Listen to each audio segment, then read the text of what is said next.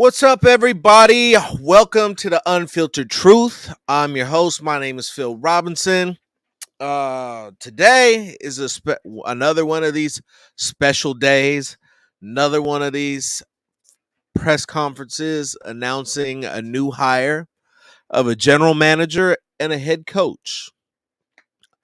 But this one has a different feel to it.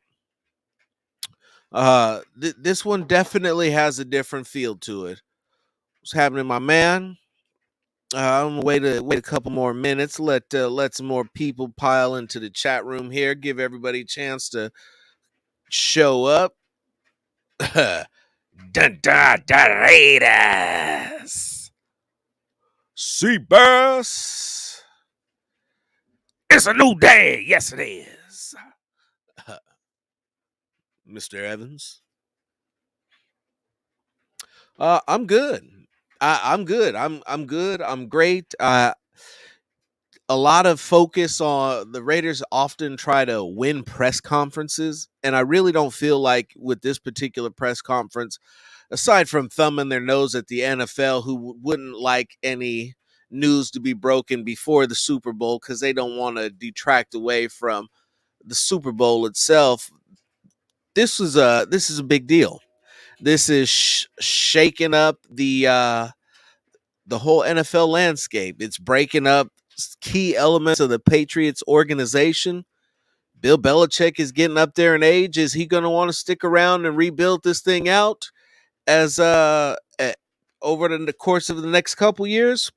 That remains to be seen.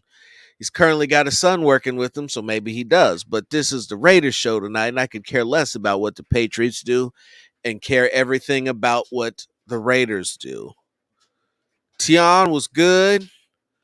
BL, yes, we are at 951 subscribers, trying to get to a goal of 1,000 in terms of start monetization. Phil is responsible for Death by Salsa, and the self mutilation that I will be using will be the one chip challenge. Also, our 1,000th subscriber will get a free custom shirt mailed to you at no charge. And I had said that I was going to give out $100, and I still am, even though I kind of need that $100 more than you. But it is what it is. That's what we got going on here. Also, you guys need to really click on your notifications this week. I'm going to do my best to work out a schedule starting tomorrow. But Phil, I'm riding solo tonight because Phil is on his way to Mobile, Alabama, to cover the Senior Bowl and give the unfiltered truth, unfiltered access to some of the top college prospects coming out. So when we want to look at who we're going to draft and take a look at what there is available, Phil is going to get boots on the ground and an up close look at it. So we're going to be rocking all week long, doing post-practice breakdowns. Maybe we'll get lucky to have an interview or two from some players. So this is going to be a big week for the Unfiltered Truth and a big week for all of you who watch and subscribe and view our content. Appreciate that. Put some hot sauce on the chip too. Jeez. Killing me, Smalls. Anyway. But we're about 5 minutes in, so we'll get started. This interview process, I had talked about it a couple days ago, and we've been talking about how it's been different from other ones. And it's one of the things that Mark Davis started his press conference talking about today. And when he said, what he brought up was that the interview committee consisted of Ken Herrock, Dan Ventrelli, Tom Delaney, and himself. And they interviewed roughly 12 candidates. They interviewed Rich Bisaccia first, and then moved on to general managers, and then worked their way on to head coaches. And they did something that was interesting. They've actually used a lot of at least strategies that they've vocalized and put out in for public consumption. And when interviewing general managers, they asked who would be their ideal head coaches. And when interviewing head coaches, they asked who would be their ideal general managers.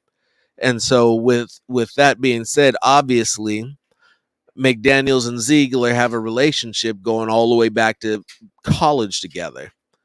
and they've been together in New England. They've been together in Denver, and now they're getting the top jobs in Las Vegas. And I like them. I like what McDaniels can offer this team, and we'll talk about it in a little bit. But what I've been most impressed with watching this particular press conference was the general manager. I don't know anything about Dave Ziegler. I saw Casey Hayward put out a tweet saying that Dave was a great guy. Dave helped him get started, and woo woo woo. And I look at his success. I look at what the New England Patriots organization has done, and I look at the sustained success and excellence that they've had. And one of the things that really stood out to me was his views on success. And I'll touch on that a little bit later. He had a real a real interesting moment when talking about success. But moving on, his philosophies are some of this. This is what he said, some excerpts that I read. The front office will be demanding, but not demeaning. The fabric of the new Raider culture will be to evaluate and evolve consistently and constantly our processes and our people to make sure that we are always operating at a championship level. And that right there is where what it's all about is a championship level, a commitment to excellence. Hell, even David Carr, excuse me, said it on the NFL Network that Mark Davis and the Raiders were committing to being a winning organization and making the right decisions. Like somehow he magically signed off on their hire and they approved it. They were with it.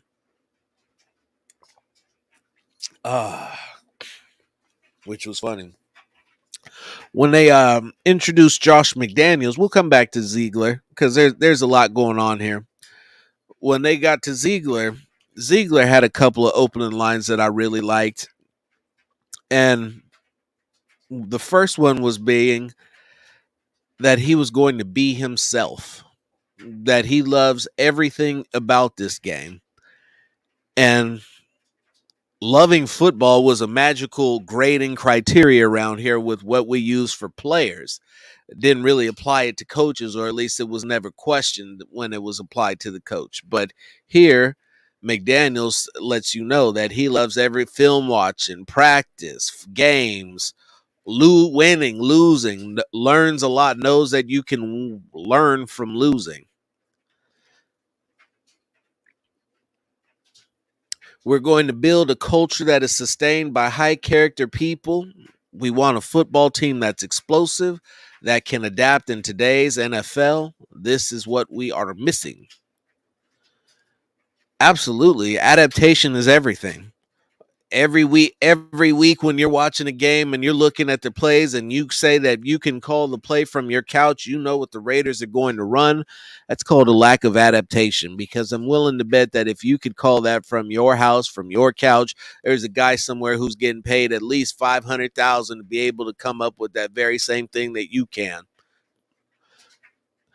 That has been what has been missing. There's been no adaptation. There is a rewashed, modernized version of a 1998 offense is what we were running. The route concepts lacked creativity. They were effective, but lacked creativity, and really didn't switch it up, do a whole lot of switching it up. At least not to the extent that it was said there. Remember, Gruden was supposed to have this massive playbook, 900 plays. There's 900 pages of plays or some other stuff. And yet we would always watch the same plays being ran over and over and over again. But we're not talking about Gruden. I'm going to move back away from Gruden because we're on to Josh McDaniels. We're on to a winner. We're on to a champion. We're on to somebody who's been to the mountaintop, fallen off, got back, continued staying at the top of his game, and looking at the best candidate for what the shortcomings of the Raiders' offense are. The Raiders have a red zone problem. Josh McDaniels is an excellent red zone coach. The Raiders have also not drafted a rookie quarterback in to be a successor to Derek Carr, or anyone really drafted any type of a quarterback since Connor Cook.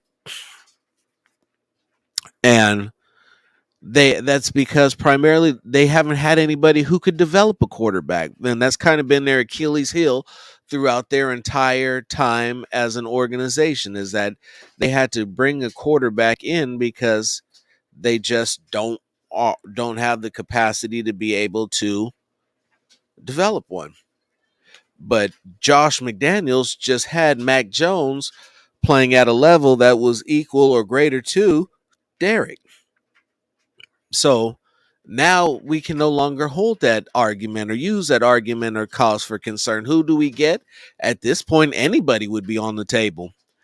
If you have a coach that can develop a player and with the sustained excellence knows what it looks like, knows what should be happening, because there's been a lot of talk about, oh, who knows football? You don't know football. You look, these guys know championships. Not only do they know winning, they know championships. Nobody is going to pull the wool over their eyes. And if they say a guy can't play, then not even chances are I'm going to agree with them that he can't play. The beauty of this roster is that this roster is comprised in a way that is suitable to what Josh McDaniels likes to do.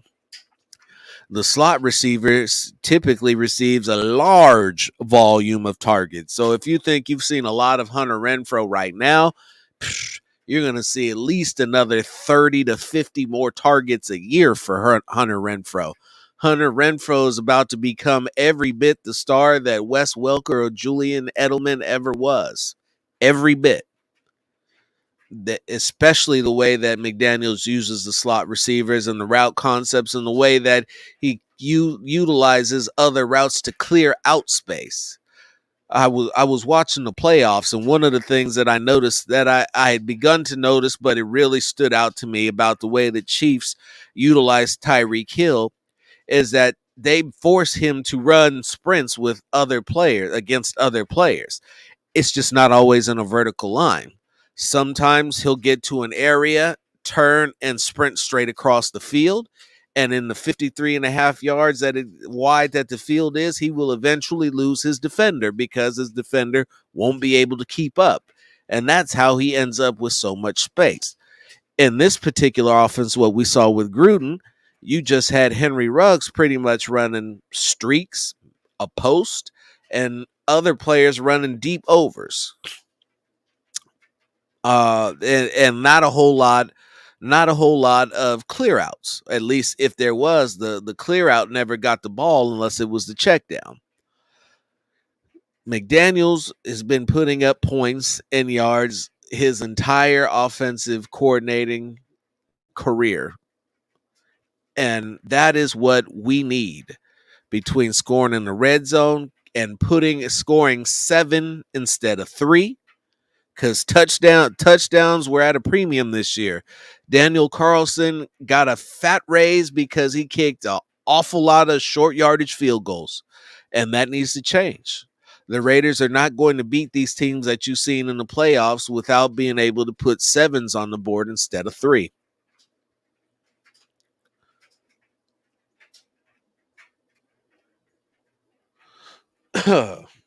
But one of the things that McDaniel said that has really should strike a chord with Raider Nation and a lot of the people who would detract from him, was the experience in Denver. He talked about that.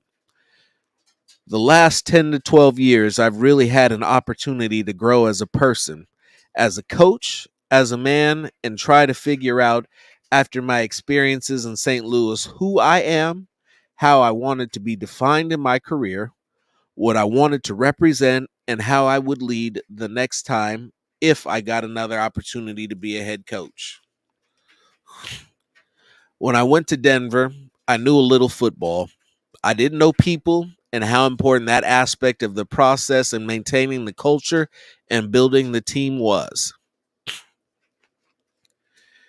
When Duke got a head coaching job in Denver, he was 33 years old, 33 and 34. He won 8 games at 33, probably with people on the team who were older than he was, definitely making more money than he was, in a situation that probably wasn't conducive to long-term success. From there, he went to St. Louis, I believe, behind Steve Spagnuolo, the current defensive coordinator for the Chiefs, with A.J. Feely and Sam Bradford as his quarterbacks. That didn't turn out so well. But one of the things that is true about football is what, and I remember what Peyton Manning said a long time ago about his rookie season, was that he learned an awful lot about football at the end of a lot of bad football games. And the great ones do. The great ones learn from their mistakes. They see what they did wrong, strive to be better, make the corrections, adapt, overcome, and survive. That's what they do. That's how you succeed and continue to breed success, and always keep your mind on evolution. And that is one of the key things that continue to come up during this press conference. I believe they use the word evolve in every tense that it has. Evolve, evolved, and evolving. Never staying still. See, the funny thing that goes on, why Raider Nation didn't like this hire, was because they wanted to stay still. A lot of the issues that the fan base has is rooted in for insanity, wanting to do the same thing over and over again and expecting a different result. The result has been steadily increasing, definitely steadily increasing over the course of the last couple of years. You can look at the wins and losses and point to steady progress. Couple games a year, they get better. 10 games, 8 games, 7 games. Now that jump becomes more than just 2 games. It's about being the best. It's about not hoping your opponent has its entire roster out with COVID or not having a shot. It's not about looking at other people and hoping that maybe they won't play, maybe they'll have an off game. It'll be about going out and being the best version of themselves that they can be at every single moment. Being able to beat all comers at all times, no matter who, no matter where. Being able to be the autumn wind, the pirates, the winners, the hitters, the villains, the winners. No matter what, winning a Super Bowl is not supposed to be easy. I think we get caught up in that. It's not. It's not supposed to be easy. When being a champion is not supposed to be easy. That's what makes being a champion so special. So nobody worships Kobe because he had it easy and had everything handed to him. You worship Kobe because Kobe got it done. Mamba mentality is about overcoming adversity, overcoming all, not stopping no matter what, and getting it done. And the Patriot way is all about doing your job.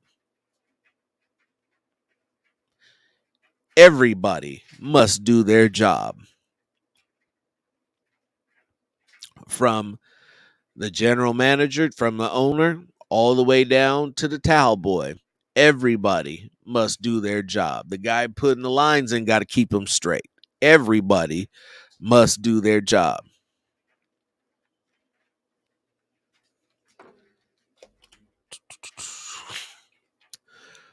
One of Ziegler's key principles was the attention to detail in terms of a high standard in everything that they do, communication, collaboration, and roster building together.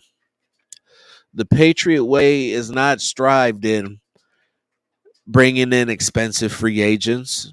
It's really not. It's really not about re-signing a bunch of mid guys to exorbitant deals.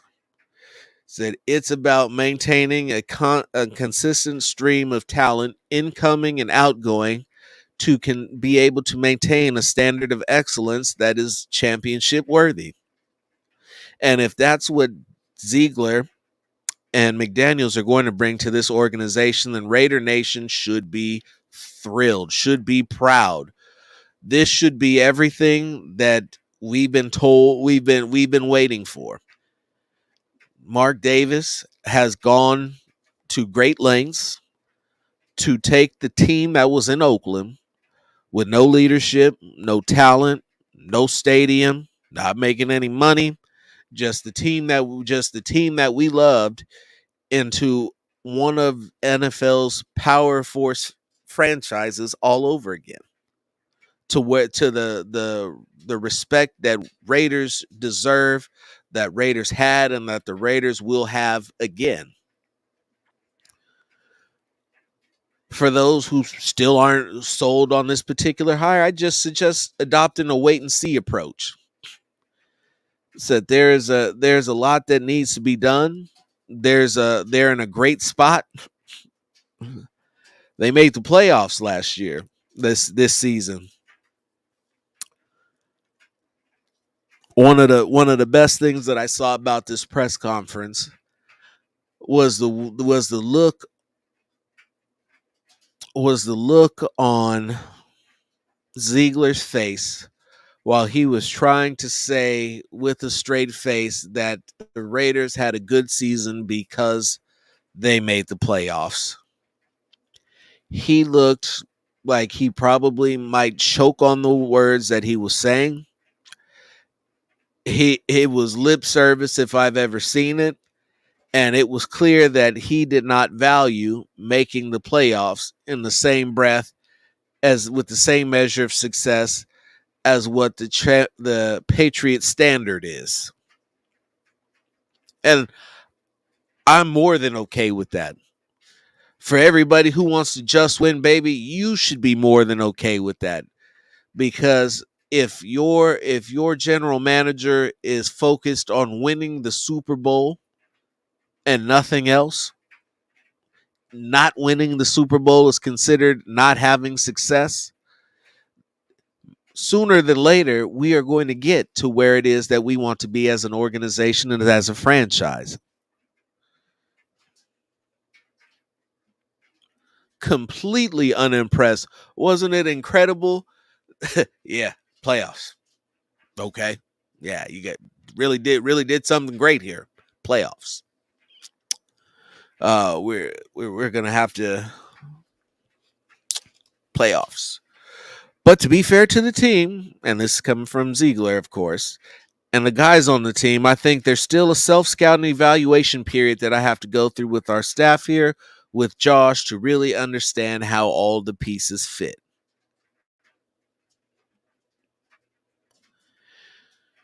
I was impressed by what I heard and saw too, as well. Winning press conferences is a tricky thing. The Raiders win far too many press conferences and not enough games. They've had a winning season, so we can't call them losers, nor would I. In fact, I've expected this. To be honest, I've expected this particular winning season. This is about the third year in a row that I thought they were finally going to break through and win 10 plus games. And they did, and somehow still ended up without a head coach, which seems to be the story of the Raiders.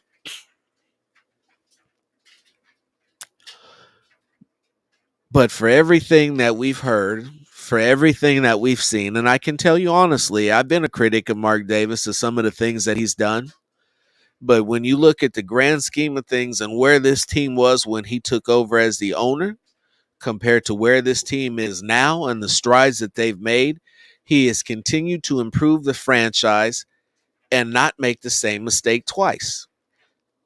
Does he know everything about being an NFL owner? No, he's learning on the job, same as anybody else would, and he's getting better with each go round. And somehow, even despite the fact that he's had incredible adversity and organizational derailing moments. They're still winning and coming out on top. And the last thing that remains to make this organizational overhaul complete is the product in the field. And with the hire of these particular gentlemen, he expects that these gentlemen, young in the scheme of NFL coaching hires, Ziegler's 40, I think McDaniels is 45, and Ziegler somewhere around there as well. They're going to be around for a while. They're going to be around for a while, and they can start their own dynastic run of success in Las Vegas with every amenity that anybody could ever possibly need, and a great location with a loyal fan base that is all starved for winning, want nothing more than to see winning. Love the arrogance, didn't come across as salesman. Thank you. Thank you.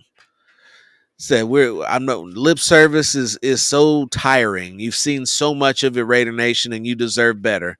Said, but these guys are the guys that can back it up, who have the resumes to contend with the scoffing at playoffs, just the complete just disco like playoffs. That was cute to me. I enjoyed that a lot.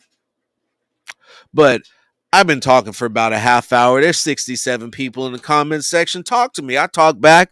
How are you guys feeling? Carlos says McDaniels over Harbaugh. Absolutely. I wasn't thrilled with what Harbaugh was doing in Michigan. The fact that he could only beat Ohio State once in the 7 years he's been down there was very troubling to me. That sounds like another Kansas City situation, sounds like another Seattle, San Francisco situation, or USC and Stanford, where he's got the big boy of the division that he just can't beat, and he'll manage to beat him once before he jumps and takes the next job.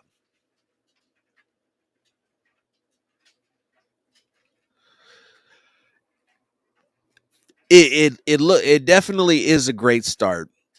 When the Raiders made their last head coaching hire, Raider Nation was all buzzing. Most of them were all in love with the pick. The entire NFL landscape outside of Raider Nation was like, what are you doing? Once again, the Raiders did it again. Right now, Raider Nation, a good portion of Raider Nation is all like, he's a Patriot. We don't want this guy. Screw him. He lost in Denver. He's a sucker. He'll never be better. And failed to realize all the good that this could do. Said the Raiders went through all their retreads. Let's call it what it is. They went through nearly every single guy who's ever had ties to this organization that they could find, and couldn't find anybody to lead them out of the dark ages. At some point, you got to look at where you're at. You got to look at what you've done, and you have to start making intelligent decisions. Everyone across the board outside of Raider Nation is applauding Mark Davis for what he has just done. Across the board, for making a great hire, not a good hire, a great hire. Two great hires, not just one, two. Said the man partially responsible for rebuilding the Patriots organization, and the guy who's kept the Patriots offense in the top 10 for 12 years.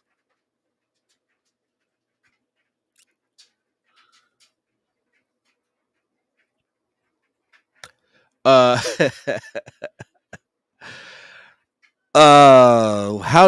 what was my take on Ziegler's response to the potential Carr extension question? He did exactly. It's the same as it's always been.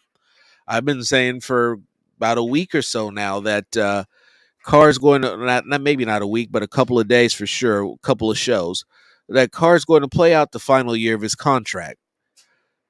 Like him, love him, hate him, want him to go, call him a bum, all of that stuff in between.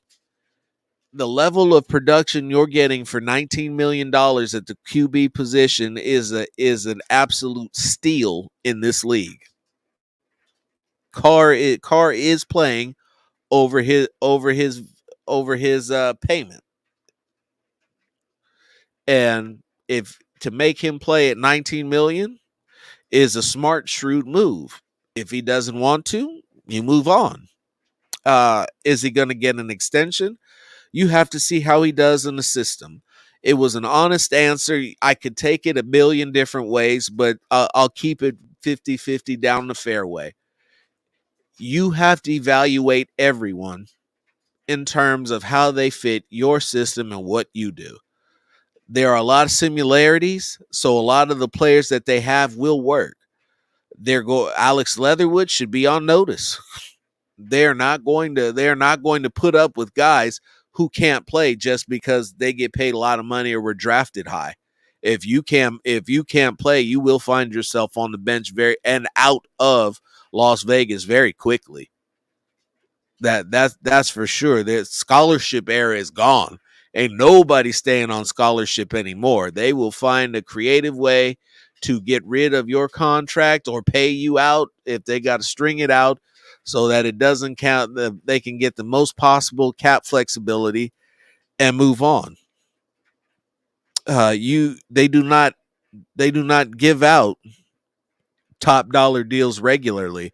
If you think about how many times they restructured Tom Brady's contract, I would be hard pressed to remember when he was the highest paid player in the league. I think he was once, and then he had his contract restructured every couple of years for like the next 10. So giving big extensions is not what they do. They didn't even do it for Brady. Do I so I wouldn't expect him to say anything less. It said he said that he would give them an opportunity to see the relationship, see how it was working, give it a year to see how it looked on the field and evaluate from there. It's very possible that at the end of his self-scouting, heading into the offseason, heading into the draft, the free agency period, excuse me, not off season, heading into the draft, that he may decide they need to draft a quarterback now. They may need to draft a quarterback next year. Who knows? We don't know. So it's kind of one of those things where we're all going to sit back and enjoy the ride. There's going to be a lot of speculation, a lot more noise, but none of us really know anything until we see what happens. Because one thing that you can note from they don't do a lot of talking out in New England. They definitely don't do a lot of talking, and the beat writers are not going to get a whole lot of free information to be publishing. But the Raiders are kind of weird when it comes to telling everybody what's going on. They prefer to keep their business private, and so that's what it is. I mean, we've all come to expect it.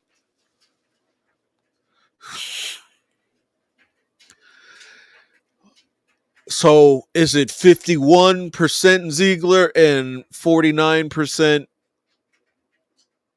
McDaniels? Or is it just Ziegler and none McDaniels?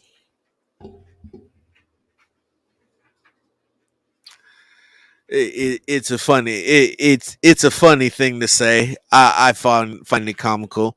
A lot of emphasis has been put on the fact that he made that statement that final decisions are for me. I think that probably was a statement more for show than anything, because that's what he does. That's what the general manager does. That's the position. Why you would assume that it would be anything else is because of the fiasco that we had with Gruden. Gruden had way too much power, way too much control, and I really think that was because Mark Davis didn't want to have anything to do with football operations. He wanted to be able to turn that over to somebody else and enjoy the product on the field, same as we do, and write checks.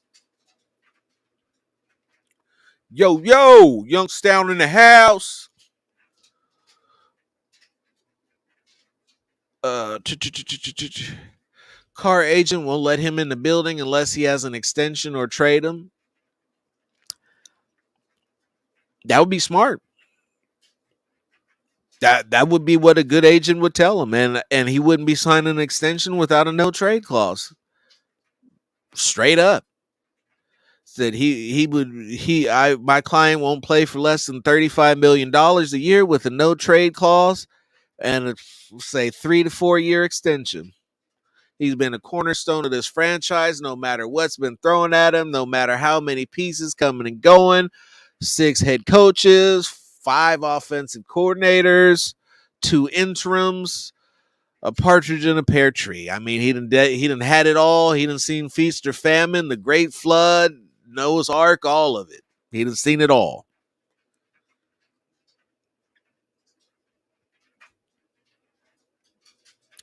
Yes, Jalen Richard's skill set will be heavily used with McDaniels. At least I think it should be in terms of what he can do. The blocking is good. The blocking is going to be paramount, and the receiving ability, they will be able to get him in some more space so that he'll be able to make more plays. Uh, Richard really played well coming down the end of the season. We'll remember that 4th and 22 draw run, 3rd and 22, excuse me, the draw that he converted. It is he should fit in there. And while they don't particularly like to pay running backs, his contract is still on cheap enough. Drake is going to be an interesting call on what they choose to do with him, because I believe they have to pay him his money no matter what, and it's just going to be interesting to see what they choose to do.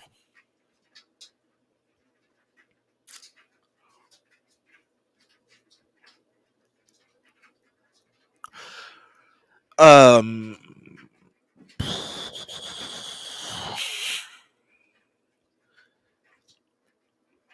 he did well. So McDaniel's has already stated that he wants to give it a year. So here let's open this door, since we've already come walked up to it, knocked on it a couple of times, and rang the doorbell. Mark Davis is leaving the future of Derek Carr up to Dave Ziegler and Josh McDaniels. Josh McDaniels is looking at the skill set that Carr has and seeing a quarterback who theoretically should be able to thrive in his offense. They don't ask the quarterback to be running around and doing all types of stuff.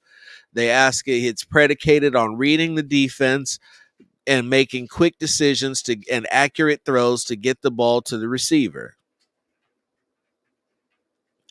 Ziegler, on the other hand, is not sold. A non-committal answer in a press conference such as this, especially given the circumstances of what the Raiders have gone through and had to overcome and the recent playoff run, would lead somebody who was going to keep that quarterback to give a full ringing endorsement, say that that's our guy, that's what we're going to do, we're going to get behind him. Ziegler has also been watching Tom Brady for an awfully long time. And what half of Raider Nation is going to have to come to grips with, what all of Raider Nation is going to come to grips with, is the fact that Derek Carr is not going to be able to prove to Ziegler that he is an elite quarterback until he brings back some hardware. And by the time he gets on the field in 2022, he will be starting his 9th season as a QB, as a starter for this particular organization and franchise. And he's going to see everything that he needs to see about the direction of the franchise when he watches how Carr plays. It remains to be seen what direction that's going to go. I personally believe that if that this should work. I said that about Gruden, but the scheme schematically, with the amount of time that the quarterback spends in shotgun in New England versus the Raiders, I believe that it will be better for Carr, because he's not really a West Coast offense kind of guy. Yes, he can do it. Yes, he can operate it, but he's always been a spread. You look at the beginning of the season when his numbers were up so high, he was just spreading the ball out, spreading the field out and winging it. That's when he's at his best. If you want to see Carr in an MVP race, you got to spread the field out and let him just throw it. McDaniels doesn't necessarily do that. He has gaudy offensive numbers, but he also has balanced gaudy offensive numbers. They run with the committee, never really one guy, which is also how they avoid having to pay anybody. Uh, all of the Raiders who are looking for big contract extensions, with the exception of Renfro and probably Max, said, "Bro, I don't know what to tell y'all. Y'all, you gonna be having to get paid someplace else because it's probably not gonna be here." Um, but it's a different way that they do things. Two tight end sets. Funny. It's funny that you mentioned that, Carlos. I'm pretty sure that a couple of guys on the Unfiltered Truth had said that they should do that and use that headed into the beginning of this season. Revolutionary offense. Something that you could see, something that we saw, something that McDaniels sees. But somehow didn't really see too much from Gruden and Olsen. But I gather that's probably why Olsen has not had a job offer or a job interview, and Gruden is no longer in the league, among other reasons.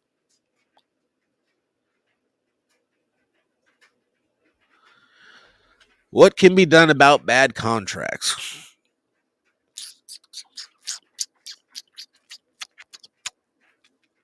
That is 20.6, 25.6, 30.1, 31.1, and 40.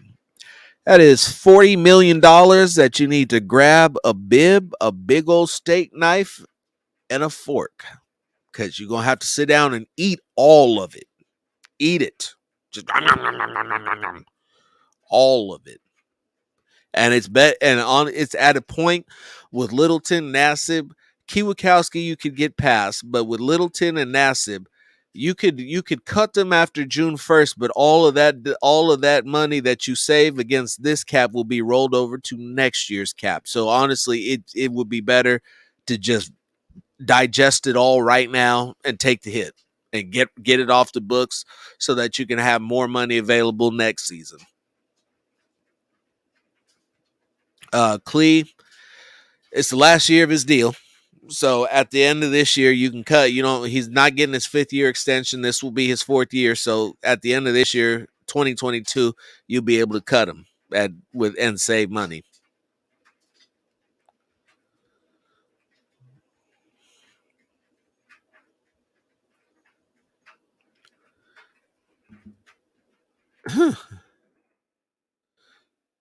The 2016 offense is similar to what McDaniels runs.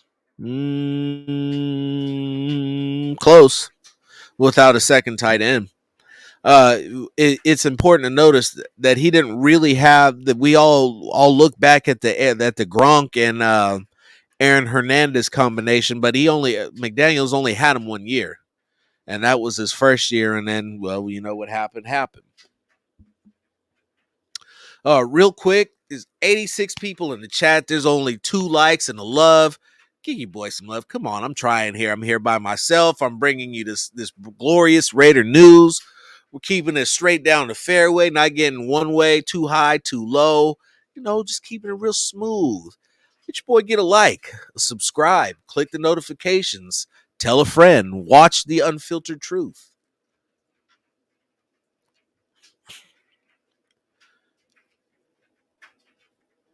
So let's see what else we got. 50 likes. I was only seeing one right here, but 50 is cool too. I appreciate that, Sean. Wipe them feet.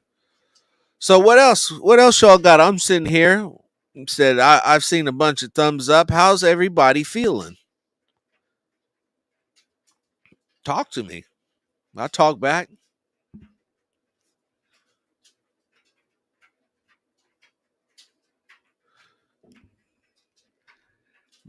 So, the unfiltered truth brought to you by Truly. In order to make this a wonderful experience, a Truly is necessary to truly uplift this experience. Feeling like 2016 is coming. I hope it doesn't. I'm so tired to be completely honest with you. I am so unbelievably sick of having to reference 2016 that I hope that I don't have to do it ever again. I hope that from this point forward, we move forward and never look back. Because that's one of the key issues with the Raider organization is that too much of the time of its time is spent looking in the rear view mirror instead of the windshield. It's got to be full steam ahead, on the go, all gas, no brakes. And you can't do that when you're always looking behind you in the past. Now, I saw that Dre had asked about DC. So far, from what I've heard for defensive coordinator, the only name that I've heard, they've talked to Gus about staying. They've talked to Wink. Um, McDaniels said it best. Well, while we're focusing on what type of defense that is going to be ran, 85% of today's defense is in sub packages, which means they're either nickel or they're in dime. So largely what you're looking at is a 4-man line and two linebackers, 2 to 3 linebackers and 5 men in coverage. 5 to 6 men in coverage. So if that's the case, then from the current construct, you have a free safety, you've got a corner in Trayvon Mullen when he's healthy, you've got a slot man in Hobbs, so you would need another corner. You've got 2 linebackers in Diablo and Perriman. You've got a backup linebacker in Littleton and currently Kiewakowski is still on the roster, but a plethora of other guys. You have no defensive tackles, so that is also going to be an area of focus. That's going to be addressed in the draft, unless they can find an absolute beast hog, and they'll need one in free agency because they can't just draft 4 defensive tackles. But it, I'm not going to say that I know enough about Josh McDaniels to know what type of preferences he would have for a defensive coordinator. That's just as honest as I can be. I really don't know. Winkdale was interesting to me when I heard his name. I would like to think that you could keep Bradley, but New England is used to press man, and I want to see some press man coverage. I've looked at Kansas City, and in order to best be able to like they've had issues with all season long, you got to be able to 2-man high. You got to find guys who are capable of running with the receivers. So you're gonna have to get faster at DB because guys have got to be able to cover them. They just got to be able to cover them one-on-one, especially with the way that they spread the field and create spaces in the defense. They rip apart zones and just run away from people. So in order to be able to slow down that offense, you're going to have to get press at the line of scrimmage, and you're going to be able to have to run with them in man, and then get a good pass rush from your 4.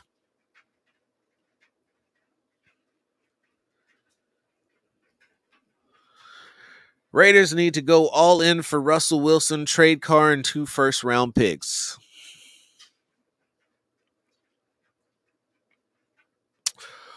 Or they bring in Jacoby Brissett to hold a spot, draft a guy, potentially look at drafting one of the quarterbacks in next year's draft, and go from there. The Patriots don't do that type of stuff. They don't throw away money and draft picks. it would be hard with their history. It would be hard for. I mean, honestly, when they trade for a player, they usually end up fleecing the other team. To be honest with you, I've always been amazed at how the Patriots would be able to pick up the phone and call another team and get them to give one of their superstars for next to nothing.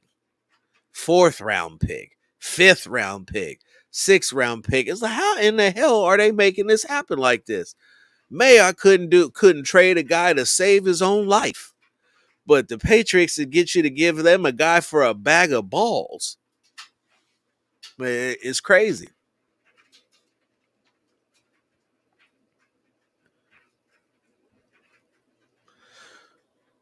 But all in all, Raider Nation, and we're about 50 minutes in.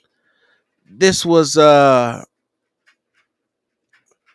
what's the first move I make if I were Ziegler? Self scouting. Got to see where you're at. Got to see what can work, who can stay, who can go. They got $20 million in cap space. They got opportunities to clear some space. Opportunity guys they got to re-sign. So they need to see who has to be brought back, what they can do with those, if there's anything that can be done with those contracts that we were looking at earlier. That $40 million tied up in those four players, because that would help out a lot if you could free up some of that and go from there. Then you have to, the next thing would be scouting Senior Bowl and combine. So now you're looking at guys, now you're moving towards, after you've identified the holes, then you're looking at where you can pick up some of these guys in college and get the cheap labor versus having to go out in free agency and try to pay guys. That's when I would pay. I would definitely pay J.C. Jackson, but I also expect that the Patriots are going to offer him quite a bit of money as well. Now, he may like Vegas versus cold, stormy New England. I don't know who wouldn't, but that's something that you could take a look at. So here's a wrinkle. I don't know exactly anything about this, but I'll say this. The Texans were interviewing Brian Flores. Deshaun Watson wanted to be traded to Miami to play with Brian Flores. Brian Flores got bounced out of Miami because he wanted Deshaun Watson instead of Tua, among other reasons, but that was primary reason number one. If they were to sign Brian Flores to be the head coach down there, he may no longer desire to leave, which would be an interesting turn of events in this particular saga. So it would remain to be seen. Now, they had a guy in Davis Webb who came in off the bench and had some success for them and helped guide them to some victories that nobody would have ever seen coming.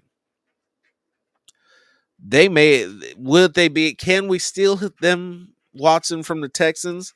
You could. It's just a question of, are they going to be willing to give up a whole crap load to do it? And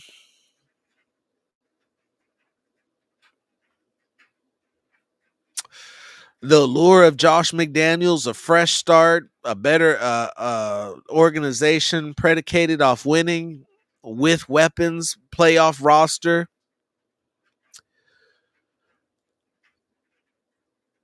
It's a definite possibility. The $39 million that they'd have to pay him, it's going to be hard to see these guys who haven't paid a quarterback $39 million a year yet do that.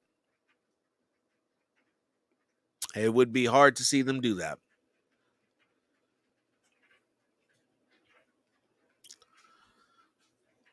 And bench who? You can bench Max. You can bench Yannick. You still owe Yannick all his money, even if you do bench him. You've got Kuntz on the bench who can't get any PT, and you also have hold on, and you also have Nassib, who's still under contract, and Cleveland Farrell, who's under contract that can't really get any PT. Then there was this particular thing that everybody's been courting. Everybody wants to see Devontae Adams come to the Raiders. And if Green Bay announced they are franchising Devontae Adams, I would not give them a first and a third to pay Devontae Adams 30 something $1 million, $30 million a year, $28 million a year, $27 million a year. That's just silliness. That's the type of though that would be the type of move that sets an organization back for years. And then if you were going to extend Carr to boot, I'd like you got two guys who are taking up $70 million of cap.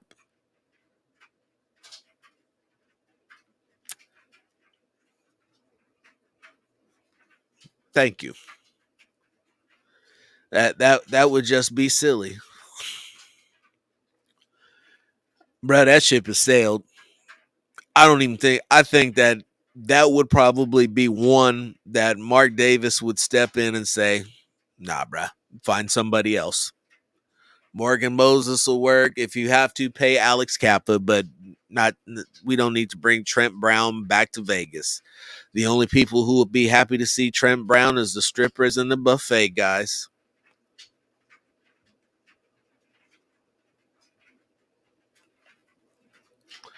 Allen Robinson and Morgan Moses.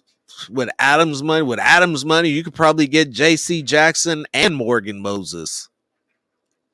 And I would argue you need more J.C. Jackson and Morgan Moses more than you need Allen Robinson. There are going to be other receiving options available. Hell, at this point, I'm sure you. Nah, I was looking at campaign Nelson. I was thinking you could trade for Nelson, and the Patriots might give him up, but we'll see. I see the Jags re-signing him. To be honest with you, that is if he wants to stay, they'll re-sign him. If he don't, he'll be gone. Right on, fam. Appreciate the love. I'm about to get out of here in a couple minutes myself. A-Rod to the Raiders. I know Aaron would love to Sin City. Maybe. Maybe not. I don't necessarily know if he's going to want to leave Green Bay to go someplace else, start all over again. I think if he leaves Green Bay, he's going to be done. If you'd asked me this time last year, I'd have said there was a possibility, but I think both he and Tom are ready to hang him up and walk away. And I know Tom rebuked his retirement. Now it's day to day, and and ooh woo woo XYZ. But the reality is that he don't have nothing left to prove, and they're both getting old, old.